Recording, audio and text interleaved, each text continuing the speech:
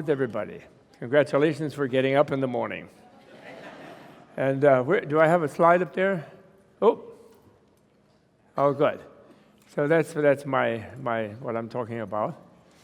And I also like the introduction because focusing on what one wanted to do today, I realized that I most likely would like to take a nap. However, still another nap, being somewhat jet-lagged. However, I have not yet achieved what my son once said when we attended a lecture by a great Zen master in Santa Cruz, actually, years ago. And some people from a different Zen center were present there, and they all fell asleep during the lecture. And my son, who was younger in those days, he was very annoyed and felt it was very much an insult to the visiting Zen master. But then they said, oh no, it's a great compliment to a lecturer or teacher or Dharma talk giver when you fall asleep when he talks. So my son wasn't buying it. And he said, I'm sorry, that doesn't work. If, in fact, the person who's giving the lecture could fall asleep while giving it and keep giving it, then I'd be impressed, he said. So that would be a true non-dual lecture, would be to sound asleep, resting in the absolute, and giving the lecture in the relative simultaneously. That would be perfect. Because the achievement of non-duality, basically, one of the aspects of it is the ability to be asleep and awake at the same time. Anyway.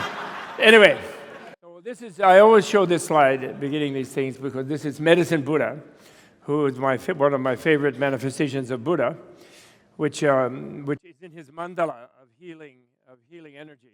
Why does it go different when I walk over here? Healing energy. And when he thinks of human beings suffering of sickness, he turns blue.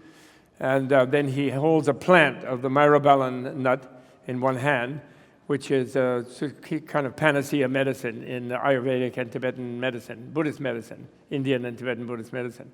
And he's in his garden. And when he teaches the teaching of healing from the Buddhist point of view, temporarily everyone who is present, and there are Hindus and Buddhists and Jains and all kinds of people in that assembly, and humans and gods are also both there. But everything in the universe, they have a vision while they listen to him of everything being medicine. There's no, even poison is medicine if you have the knowledge that it can be beneficial in certain contexts. So suddenly, instead of our usual feeling of some germs coming after us or some problem happening, there's some toxins around us. There's a vision of everything as healing, which I like very much. But that's just for fun. So now, I was just talking to Sky, who is a physicist, and I was saying that I'm very much into the idea that we should try to swallow the idea, us modern people who think we're so advanced and we have great sciences and we're the uniquely avant-garde front culture in the history of the universe, of this world at least, of this planet. Of course, we're thinking that this planet is the only one with human beings. And I like to overthrow that idea. I don't agree with that idea. And so I make a big thing about Buddha as a scientist has to be considered a scientist. And why? Rather than a religion founder or a prophet. And why? Because Buddha's discovery was the nature of reality, they say. I mean, of course, they may be wrong. We have to be aware of that. We have to critically evaluate that. He asked us to critically evaluate it. He didn't say, believe that I'm a Buddha. He said, I am a Buddha, and I know everything. And having discovered the true nature of reality, I'm totally gassed out. Because the true nature of reality is bliss. It's nirvana. That was his discovery. His discovery was not suffering. Any idiot can discover suffering. Just stub your toe. Just stub your toe. And or stay up an extra 2 days or something without sleep, and you know suffering. But he discovered bliss, actually. And that's why he then focused on, if you insist on being unenlightened, then you will suffer.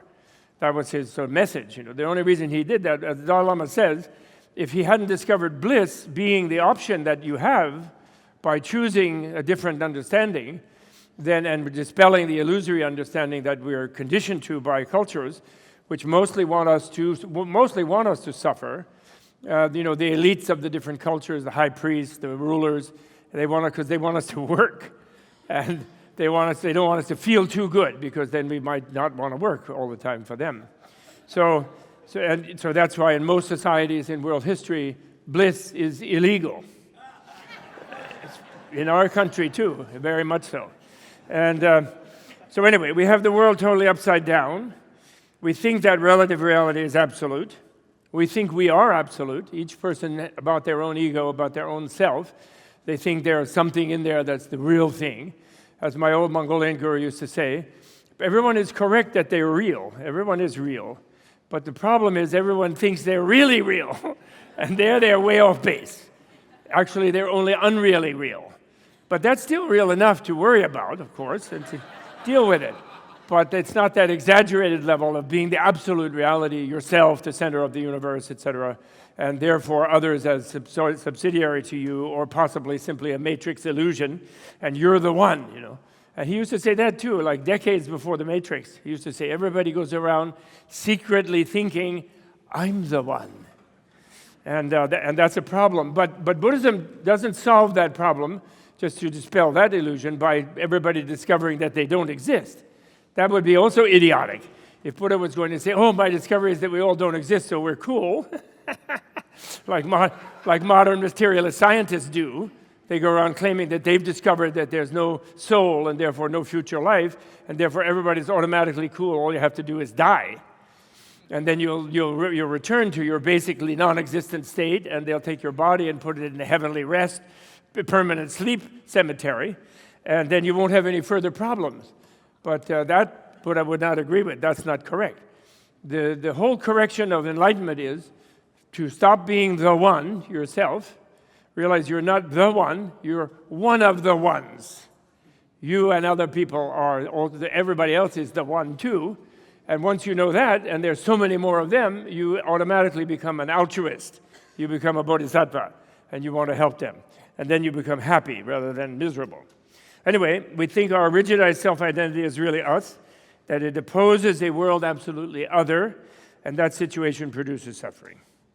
Right? That's really simple. It's not rocket science. It doesn't require major enlightenment, just a little bit of human enlightenment for us to deal with that idea, those ideas. Okay? Then he looked for that self, that absolute self. It doesn't help to just say, oh yeah, I'm selfless. That won't help, because at the gut level, you still think you're absolute. And if you're unenlightened, I mean, you may all be enlightened by now. You've already been at the conference for 3 days. So never mind if I'm shortchanging you. If you're enlightened, you don't mind. If you're unenlightened, you're offended if I assume that you're unenlightened. So since I'm unenlightened, I'll assume that we all are. But Buddha realized his freedom from that separate selfhood, that absolute separateness from everything else, enjoyed the release of his relative self, and thereby realized infinite interconnection with all life. And this is a central thing in my talk this morning, that the key about non-duality is that this right here now is non-duality. Non-duality doesn't mean that we're going to disappear into some vast state and have an experience like it's all one, but nobody's there. There are no problems because nobody's in the one.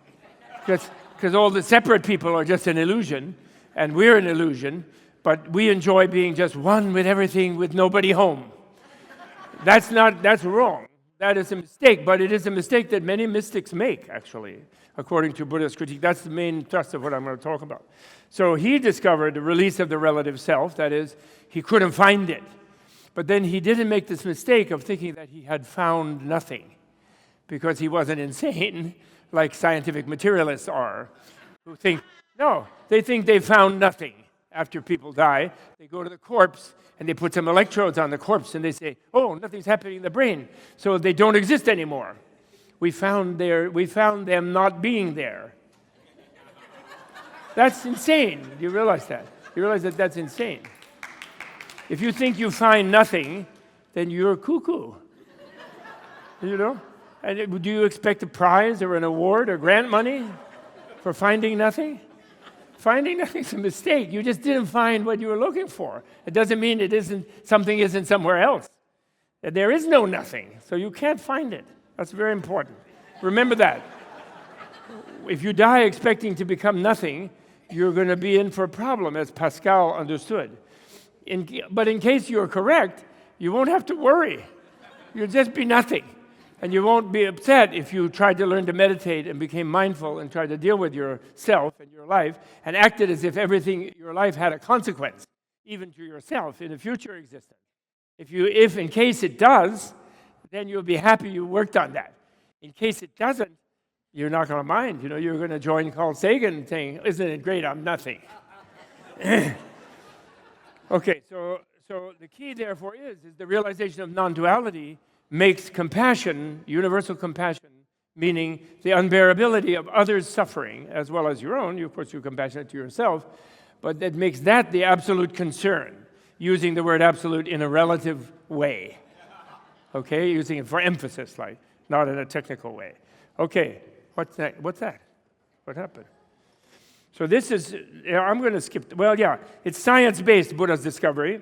It's freed by wisdom knowledge, and wisdom doesn't mean just some sort of resignation to the way things are, like, oh, I give up, so I'm wise, sort of the old graybeard type of wisdom. The symbol of wisdom of Buddhism is a 16-year-old kid who's orange-colored, holds a book in one hand and a sword of critical intelligence in the other hand. And the word prajna means something like super intelligence. It doesn't mean, and everyone has that. All human beings have that super intelligence. Whether it's been developed or not, they all have it. According to the Buddhists, that's one of the challenges, which you never heard that from either religious people in our culture or scientific people. If any scientist says, Eureka, I now understand everything, they will give him Prozac at the least. If the religious people say, oh yeah, God understands, but you don't, and you just believe what I tell you to believe. So everyone tells you can't understand. And that's why I was not satisfied as a youth in this culture, in this society, and I wasn't satisfied until I encountered Nāgārjuna and the Buddha, who tell you that not only can you understand the world, yourself and the world, but you have to understand if you want to be happy. You cannot do it by just believing that everything is fine, or will be fine, or Buddha's fine, or God's fine. That will be nice. It might make you feel good for a while, but it will not actually free you from suffering.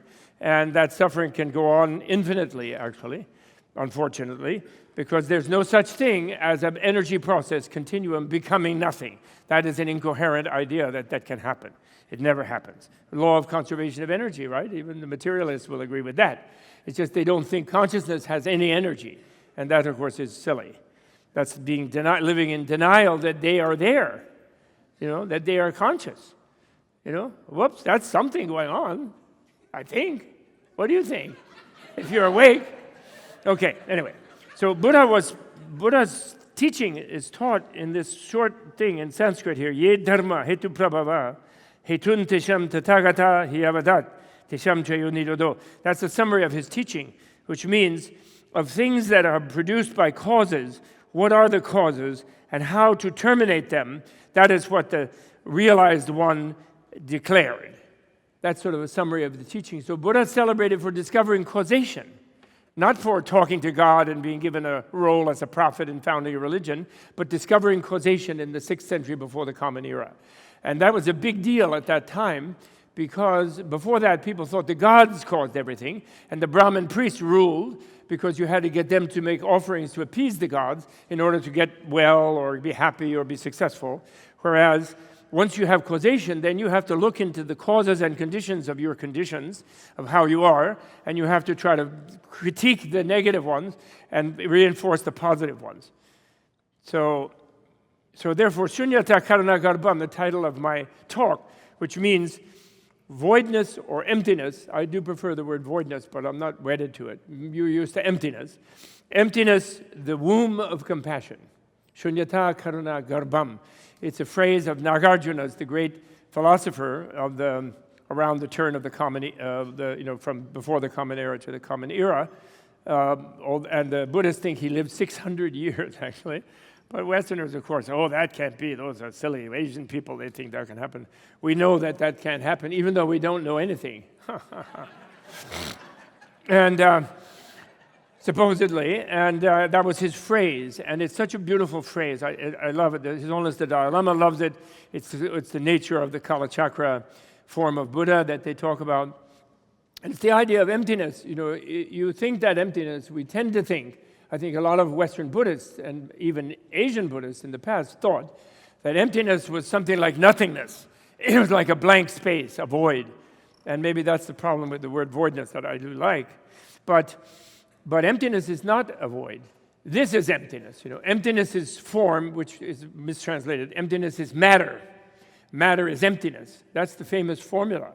So emptiness just means that relative things have no non-relational essence, no what they call intrinsic reality, intrinsic objectivity, intrinsic identity. No person has that, no thing has that. Their emptiness of that assures total relativity. Buddha is the discoverer, as a scientist, of the total interrelatedness of all things in the universe, of total relativity. And emptiness, in a way, is a critique of the concept of a separate absolute, which human beings have because the psychosis of the unenlightened person is thinking that my essence is something separate from everything else. I have this inviolate soul that nothing touches, never changes. And so the role of the mystic is to withdraw from all this bothersome interrelationships. And it's a very male thing, by the way. In ancient India, Indian dualism, the Purusha, the word Purusha, which meant the spirit, was male. It also means a male. And Maya, illusory relativity, is female. And so the whole idea is for the male to get away from the kitchen, the male Brahmin, and to get away from birth and get away from connectedness. And in that concept, if Buddha was the discoverer of relativity, and if enlightenment is a complete immersion in relativity, and an awareness of your complete interconnection forever with everyone, then the female is more enlightened than the male. Very sorry, guys, And if you don't believe that, if you think you're more enlightened, then just do a thought experiment. You're just going along one day, you just had some fun, you got kind of wild on Saturday night, and then suddenly you note there's a new being, total stranger, you don't know where it came from, in your stomach. And it's there like clenched onto the lining of your womb, like the alien, and it's going to get bigger and bigger and start kicking, and then you're going to give it free space, no rent, condominium, and then you got to get it out of there, which is like your husband will faint, and you have to do that, and then you don't sleep for another year or two, and then at 13 years old they tell you it's my life, don't bother me, and then you have to pay tuition, $250,000 to get through Stanford. So, which guy is going to do that? Which male guy is going to do that? Excuse me? Oh, you got something in my... No way. So the women are way ahead. I apologize. But in California, it's fairly safe to say that. In New York, you're really in trouble. Wall Street, they'll kill you.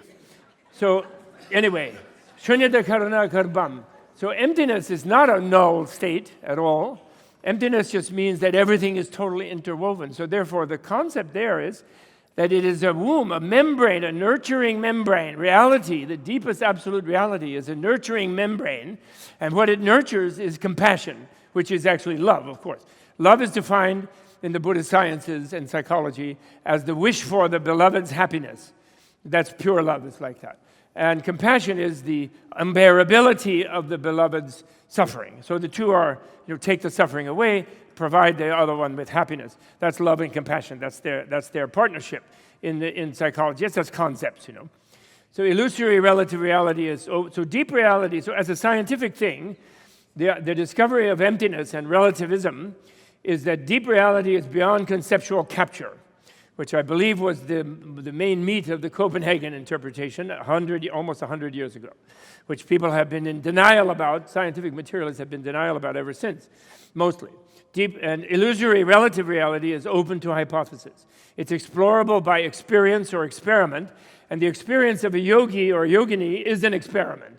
And the result, when you merge with the nature of reality, which you can't capture with a concept, but you can capture an experience, then you can report the result of your experiment. And your result is, luckily, Buddha's experiment, which has been repeated many times by millions of people, is that reality is okay, it's cool, it's bliss, it's fine. We are surrounded by an envelope of blissful, infinite energy that we can draw on completely to satisfy everything and everybody if we only knew about it. The problem is we don't know about it, and we think we're just us inside our skin, everybody else is out there, and so occasionally someone likes me, so then I'm cool. But mostly, I'm in a struggle with all of them. And then when two people are in love, that's why we all get jealous, because they're reinforcing each other's insanity. Each one looks at the other one and says, "You're the one, dear." And then the other one says, "Oh no, you're the one." And then they spiral out of control. And then everybody else wants to assassinate them, Romeo and Juliet, because they're like, everyone else is like, "What do you mean I'm the one?" Not them, you know. So that's where reality seems awful, because you never get satisfied. There's no satisfaction. But when you're living in love, when you just want the happiness of all beings, so Buddha is just the person in love with everybody. A Buddha is a being who has fallen in love with the entire, even cockroaches and spiders and mosquitoes, totally in love with them all, meaning only wants their happiness, and therefore is totally an engine of bliss, an ocean of bliss, that's all. So anyway, but these are scientific things. Experience is superior to inference or belief or any conceptual structure. The mind's subtle energy, super subtle energy, is more powerful than coarse matter, and wisdom potential is unlimited and deathless, and aware, therefore, of everything changing. Now this is really what, okay. Yeah, so then non-duality discovered in, I hope I didn't skip like 10 things. Yeah, I didn't, good. Okay, non-duality is a scientific discovery, whether by a Buddhist or a Vedist or a Hindu, and I make those as three different things. People go Vedic Hinduism, but actually Vedism is quite different from Hinduism. Hinduism is really a combination of Vedism and shamanism. But I don't want to go into that at length, but that because, a lot of the non-dual people here are Vedantic oriented, which is great, but we do have a little discussion about that, which I'll explain. Anyway, it is experienced, which is the result of experiment, guided by critical theory, interpreted by critical reason. And Buddha was an adept of samadhi, dhyana, and samapati, three different types of trance. I translate as trance as samapati, dhyana as contemplation, and samadhi as concentration, which is, there are different ways. You can translate them all as meditation, but that's kind of meaningless in a way. Then it becomes meaningless. The word that is usually translated meditation, bhavana, actually really means realization, because it's from the verb to be. So bhavana means to make something exist, to create something. It doesn't just mean sit and think about something, bhavana. But dhyana is a little bit thinking about something. Anyway, he ranged up and down, in and out of the body, ultimately returning to his body. And now there's this thing here. He left a cosmology, the Buddha did, of what he calls the tri-universe, the tridhatuka lokadhatu, for those of you who know Sanskrit. And this became a generic layout in the Indic world, in all the Jainism and Hinduism, eventually. But he did this from his experience. And the world that we are in is, if you look at, I don't have that here anyway. These are the 8 states of the meditational achievement or contemplational achievement that he left, sort of as a phenomenology of altered states, you could say. And the first 4 of them are called the Brahma Viharas, the divine abodes, the godly abodes, Brahma abodes. And they're also called the 4 immeasurable states. And the first one is love. Second one, Maitri, if you go to the bottom. First one is Maitri, which means love. Second is loving kindness, they say, which is a word that got into Buddhist translations because the Buddhists didn't want to use the word love, because Christian missionaries in Asia used the word love, and then they killed you if you weren't Christian. So they wanted to avoid that, so they put in kindness in there, loving kindness. But it's just love, wishing happiness of the beloved. And then karuna is compassion, wishing them not to suffer. Pramudita is joy, which means appreciating the bliss and happiness that every being already has. And there the Buddha's vision, in that nirvanic vision that he had, is that actually we all are blissful. Everyone. Even you're miserable this morning, you have a headache, you did too much non-duality last night, and you're feeling tired, and you'd rather be taking a nap. But the reason that your body is holding together, and the atoms even of your chair from Buddhist point of view, is that the energy of love and bliss is in your atoms. The strong force of the universe, you can bet the physicists don't know what it is, because it's described with an Anglo-Saxon word, not a Greek word. If they knew what it was, it would have a Greek word. It wouldn't say strong. Strong and weak mean they haven't quite figured it out yet. And the strong force from Buddha's point of view is this infinite energy of the clear light of the void, the clear light of emptiness, which is a concept I'm coming to. Anyway, so those are 4 immeasurable states, and that constitutes something that is called, let me switch to the next one. That constitutes what is called the pure matter realm, which in Buddhist translations they call the form realm, which is a translation mistake, form being the visual object, but the matter is some things you can't see are still material. And in that context, that's what it means. It doesn't mean just the visual object, which is it's the same word in Sanskrit, rupa, but that's because the most sort of noticeable physical objects are visible ones, but there are non-visible ones. So material is a better word. And the realm of pure matter, this is the 4 of them, called the realm, which is above where we are, which is called the desire realm, which I list on the side of this slide. There are 6 heavens of the desire realm, which are what we think of as heaven, some really pleasurable place. And then titans, humans, animal, pretas, and naraka, very bad suffering forms of life. And that's where we are at the moment on the human plane. And then this is the realm of pure matter. You can reach with those 4 dhyanas, as they're called, 4 contemplations. And these dhyanas are connected to extreme, where you withdraw from normal sense connections, and you go into just a pure feeling of love. And that love becomes the basis of that realm of pure matter. And since you're willing the love of all, you're connecting to that energy that is available to all as a will, to make their happiness possible. And therefore, it's called the immeasurable love. And compassion is there where it begins to enfold beings who themselves are thinking, I'm not happy. And that's where compassion wants to help them feel that they are happy.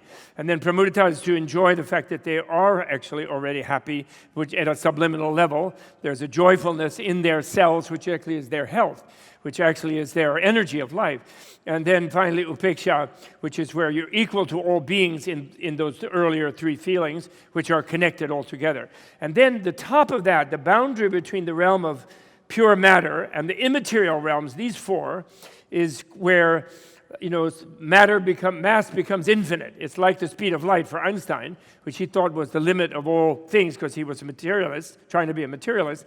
But meanwhile, beyond that, there are 4 realms that are considered purely mental or immaterial, although there's a very, very subtle form of energy always where there's mind, and therefore, in a way, they are not purely immaterial, but they're called immaterial or formless realm. And these are very interesting states. The first one is a state of, and these are called trance states, and the body of a yogi who reaches this, or yogini who reaches this, goes into what you might call cataleptic trance, where it just, there's like hibernation state, because the mind completely gets abstracted from being connected with the body in these states. And one is called a state of infinite space, or the medium of infinite space, because it's not a realm or a state, because there's no physicality about it, no overt physicality about it. The second one is the realm of infinite consciousness. The third one, the realm of nothingness, which is, of course, not nothing. It's a realm, it's a medium, a place where the mind goes like a dark realm for rest, and a place where even there's no consciousness of being in the place, where one goes into it in a way of feeling it's more subtle than being infinite consciousness, which is kind of tiresome, it's boring, nothing to be conscious of, you're just infinite consciousness. And then you become this, you kind of go to sleep in that third realm as a pleasant thing. And then there's one beyond that, the fourth realm, which is neither conscious or unconscious, where sleep and wake are together, and almost like enlightened state, but not an enlightened state from Buddha's point of view, because you're separated from everything, all the differentiated things in the universe. And once you're separated, it seems to be an absolute to the yogi who experiences it, but once they're separate from everything else, of course it isn't. It's a relative state. It's achieved causally, and therefore it's a made and created state, and that being moved into it from another through a series of causes and conditions of their yogic practice and discipline. And therefore, it tricks someone who is expecting an absolute state apart from the universe, which actually, from Buddha's point of view, psychological point of view, is a projection of the psychosis of thinking that my real self is something disconnected from me. It's an absolute that is not affected by my relativity. And then I think through that meditation, I've reached that absolute, and that's my absolute self, and it's me, and then I'll say, just for the hell of it, I'll include God in it, but it's me and God and nobody else. And therefore, it's basically, from Buddha's point of view, a psychotic state, actually, even though it's a mystic. 10 minutes, thank you. I know that as you hear, I'm talking like a New Yorker, okay? Fast. So now in the Book of the Dead, I'm sharing with you something I've never really shared at length with my academic colleagues, and I think it's something I have to claim. It's a kind of unique insight. In the Book of the Dead, you turn this upside down, and the process of dissolution in the death state, or when you faint, or when you fall asleep at night even, but you're not conscious of it because we're not attuned to the finer shifts in our consciousness, really, because we're always involved in sense stimuli and in our sense consciousnesses. But if you develop a greater mindfulness moving in the direction of being aware of how the inner mechanism of mind works, you get to this one. And so first it's called earth to water, and when you're dying. And then earth to water transition is where you see like the world is like a mirage, like a hallucination. You can't recognize anything. Your language, your speech thing stops. Your feeling of solidity in your body stops. Your body sort of starts going to sleep. Not just your arm because you're sitting, or your leg because you're sitting in an odd posture. Your whole body starts to go to sleep and becomes numb. Then water to fire is, so the inner sign of that is a kind of hallucinatory state. Then water to fire, the inner sign of that transition is where you see like everything feels like a smoke. You're surrounded by smokiness and there's kind of a heat feeling. Then fire to wind, and it's not air because wind means movement, actually. So there's energy, movement. It's not the stillness. Air can be still, so you shouldn't translate it as air. Fire to wind is where you see sparks. And then or even they say fireflies, a swarm of fireflies, like little green things going like that and getting cooler. The heat dissipates and cooler. And then you have wind to space or consciousness where you kind of go into you lose a sense of your differentiated sense organism and you go into just feeling, you go into space, which you fear when you die. You feel you're losing consciousness. But you haven't lost consciousness. You just feel that you're a spacious entity. And then consciousness to luminance, I call luminance, which is where you're, as if the inner sign of which is that you feel that space is like a white moonlight, like a pure moonlit sky. Scientists name sky, that's so far out. A moonlit sky, and there's no moon, it's just everything is this white light, and I call it luminance. And then where luminance goes into radiance, the next stage, it's like it becomes more solar, where your mind it heats up and becomes like orange-red, like a sunshine, and very brilliant. And you are that brilliance. It's not like you're there being dazzled by it because you don't have ordinary senses. You're not in your body, in your ordinary body, and it's this brilliant redness. And then that's too much for you, kind of, and you go into immanence, which means threshold kind of thing, where that's like darkness. It's like a brilliant blackness. And then the final stage where immanence goes to what is called clear light, although actually clear light is not a light. It's a brilliant thing where everything is transparent and everything illuminates itself and there's no shadow. And in a way, it's beyond the duality of light and dark, actually, although it's called by people's habit clear light. The proper translation really should be transparency. And it's actually a gray type of light. I wore a gray shirt in honor of it because the mixture of black and white is gray, right? Kind of a luminous gray, but not really luminous because no shadow. So it's a diamond. Sometimes they compare it to a diamond light. A diamond is just transparent like glass, So glass would also be a good thing. So these are the stages of or it's a typo. These are the stages of the death dissolution that everybody does every time they die. And actually they say every time we withdraw from our sense consciousnesses, we go through that state. Okay? Now, next one, I'm showing you this. You turn that upside down, that set of transitions and those inner signs, and you connect it to these 8 meditative states of the yogi. And what you see is that the yogi, coming from the desire realm below the Maitri, below the love, where you're just in your sense, your coarse body mind with your sense organs and so forth, and you go into boundless love, boundless compassion, joy, and equipoise. And this connects to their earth to water, water to fire, fire to wind, wind to space. And then that boundary line is where mass becomes infinite, and only mind can go, where, it's pure light, you could say. And then you go to space, that parallels the dissolution process of space to luminance. Then, when you're in this vast space, you're not a body floating in it, you are that vast space. And it's like as solid as being in this room to you at the time, as a yogin, and it feels like a big relief, because you're away from being bothered by any kind of unpleasant relationality. And then your mind wants to spread through it. It kind of explodes in that situation. Your consciousness does. And then it fills it with consciousness. And it becomes radiant, like the sun. Your consciousness is like a sun. And so that corresponds to this Vijnananta Ayatana, the infinite consciousness realm or medium. And then finally that gets boring and too bright, and you go into darkness, which is the same as that. And then finally the fourth state, which in some forms of Hinduism they think is enlightenment, and in some forms of dualistic Buddhism, Theravada Buddhism, where they teach that nirvana is somewhere beyond the world, not the world, and the world sucks. They teach the usual thing that the world sucks and there's a nirvana somewhere else, which non-dual Buddhism rejects that as a naive lack of thinking and lack of understanding, lack of critical insight. And Buddha carefully doesn't tell, and actually by giving this phenomenology, Buddha told even those dualistic monks, because this is in Pali Buddhism, he said, when you get those states of abstraction that you think is kind of the brink of nirvana you're going to disappear into, because your self-centeredness wants to disappear because you associate being related to things as leading to suffering.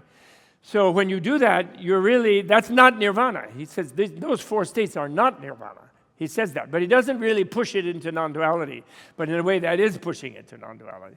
And there are many hints in the Theravada Buddhism about that. So this connection, nobody normally thinks of, but what's beautiful about it is it means that the enlightened mind is accessible to everyone, and every time we have died, and from the Buddhist point of view, we have all died innumerable times, is one reason we're scared of dying, is not, we are until we're in terrible pain, then we call Jack Kevorkian. But if we are foolish enough as a materialist to think that we'll just automatically be anesthetized in nothingness, if we have that irrational view, that blind faith view that can never have evidence for it, by the way. Never, ever. There's no evidence for that. No, Carl Sagan has not reported back that he doesn't exist.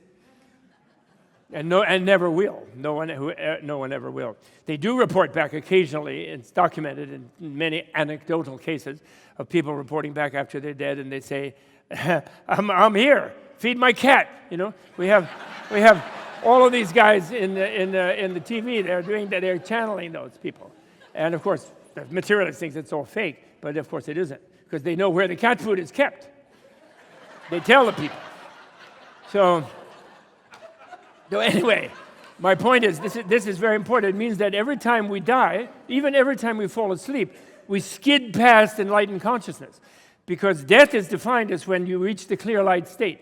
And the clear light state, or the transparency state, is completely inconceivable, inexpressible, and all this, but it is experienceable. But it's so subtle that normally we don't experience it. I know I've got to quickly go because we're almost done. Now, if you align the tantric yogis, the psychonauts, Stan Grof, where is he? I love Stan Grof. He invented that word psychonaut, which I like an astronaut. But the Buddhist inner scientist is a psychonaut at the advanced level. He doesn't go into outer space, goes into inner space like an astronaut, but it's a psychonaut.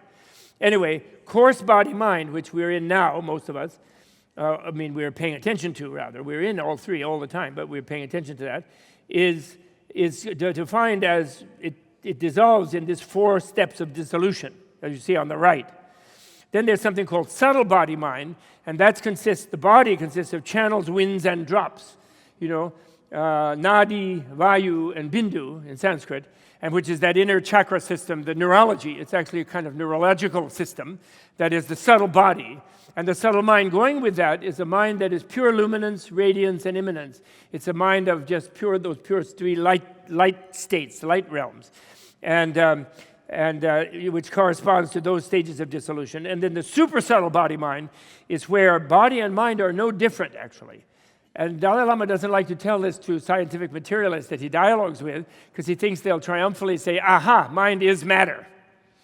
And it is, actually. At the super subtle level, there's no difference. But the thing that he's not relying on them understanding is that also matter is mind. There's no difference between matter and mind. So therefore, reductionism to matter can work and be useful for some context, as long as it doesn't become a fanatical dogma, as it has become in our culture. But also, matter can be mind, and the subtle mind, the power of the subtle mind, is actually supreme. So that is the main point I wanted to make. And then finally, to talk about karuna, I have another at least hour to talk, but I don't. So final point I want to make is before I stop, which will be soon, I'm sure. Is it already? Okay, 1 minute. So the final point I want to make is that this is very, very key, and this is a difference between the Buddhist non-duality and Vedist Hindu non-duality, and this is why later Vedantic philosophers in India rejected Shankara's theories, the greatest of the non-dualists in the Hindu side, because they said he was a crypto-Buddhist. He was sneaking Buddhism in on them. And what they meant by that was that Buddhism does not believe in the absoluteness of the caste system, of the Brahmin versus the low caste person.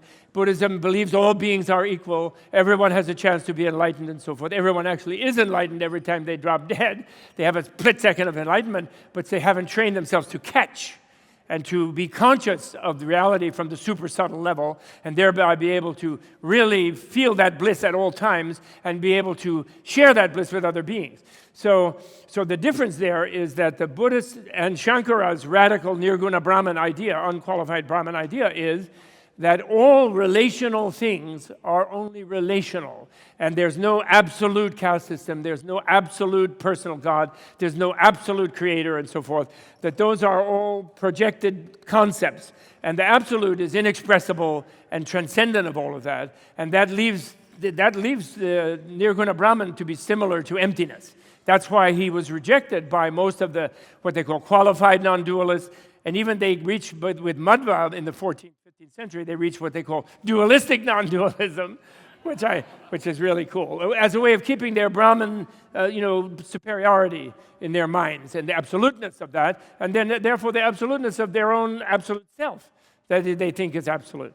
And so that's an important psychological difference. And there are versions of the Hindu one that are like the Buddhist one, and there are versions of the Buddhist one from the non-dualist Theravada traditions, type traditions, that are like the Hindu one, where they want to keep some sort of absolute. They want to have an absolute to get into, to get away from everything, which is the last bastion of the psychotic, self-separated absolute self. So therefore, don't be trapped. If you're a good yogi or yogini and you get into a samadhi and you withdraw from the sense organs and you're zipping away there and you zip up through the 8 states and you're up there and you're in the 4th state and you're both awake and asleep at the same time and you're totally cool, don't think that's the absolute state. That is a kind of, that itself is also empty, that state. And by being empty, it's a relational state. So you can't be there forever. It has causes. The absolute, as Buddha described, is uncreated. And I'll leave you with that, which means that we're in nirvana now. You're right now in nirvana. Not only when you're at the non-dualist conference, even when you go home, you're in nirvana. And you've always been there. And when you finally strip away the misknowing, the misunderstanding that you're not in nirvana and you're struggling to get somewhere and deal with like Calvin and hell and Luther and God and nothingness, and a reified nothingness, when you're dealing with that, you're still in nirvana. When you understand that you're in nirvana, you realize you are always in nirvana. And that's how I console myself for being unenlightened, by the way, when people ask me, after 50 years of study, because actually, although I am not enlightened, and I never would dare claim it, my wife would throw me out of the house if I did, when I do get enlightened, which I will definitely in some future life, I will revise my experience of being here with you a little bit over my time, and I'll realize that I was already in enlightenment now, and I will re-experience this moment with you all retroactively as nirvanic bliss. Okay? With all of you in it. Okay, bye. Thank you. Thank you very much. Okay? How about that? Beep, beep, beep.